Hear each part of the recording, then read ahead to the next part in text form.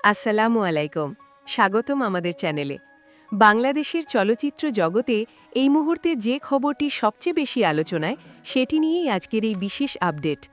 Social media থেকে শুরু করে চায়ের দোকান, সর্বত্র এখন একটাই আলোচনা।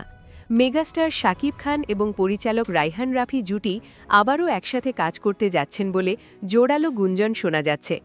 ভাইরাল হওয়া একটি পোস্টার সোশ্যাল মিডিয়ায় ঝড় তুলেছে, যেখানে স্পষ্ট লেখা রয়েছে তুফান 2 গ্যাংস্টার রিটার্ন, আর রিলিজ ডেট হিসেবে উল্লেখ রয়েছে ঈদুল আজহা ২০২৭। পোস্টারে এসভিএফ, চরকি এবং আলফা আই এই তিনটি বড় প্রতিষ্ঠানের লোগো দেখা যাচ্ছে, যা এই প্রজেক্টকে করছে আরও বিশ্বাসযোগ্য এবং বিশাল। তবে এখানে একটি গুরুত্বপূর্ণ বিষয় জানিয়ে রাখা দরকার। এখন পর্যন্ত শাকিব খান, রায়হান রাফি কিংবা কোনো প্রযোজনা প্রতিষ্ঠানের পক্ষ থেকে অফিসিয়ালি কোনো ঘোষণা দেওয়া হয়নি।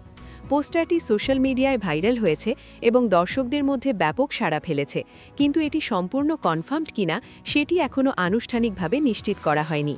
তবুও এই পোস্টার দেখেই বোঝা যাচ্ছে, যদি সত্যিই তুফান 2 আসে, তাহলে বাংলাদেশের সিনেমা হলে আরেকটি ইতিহাস তৈরি হতে চলেছে। আপনি কি চান তুফান 2 আসুক? কমেন্টে লিখুন তুফান আসুক। এই ভিডিওটি এখনই শেয়ার করুন আপনার বন্ধুদের সাথে এবং চ্যানেলটি সাবস্ক্রাইব করুন ঢালিউডের সর্বশেষ আপডেটের জন্য। আল্লাহ হাফেজ।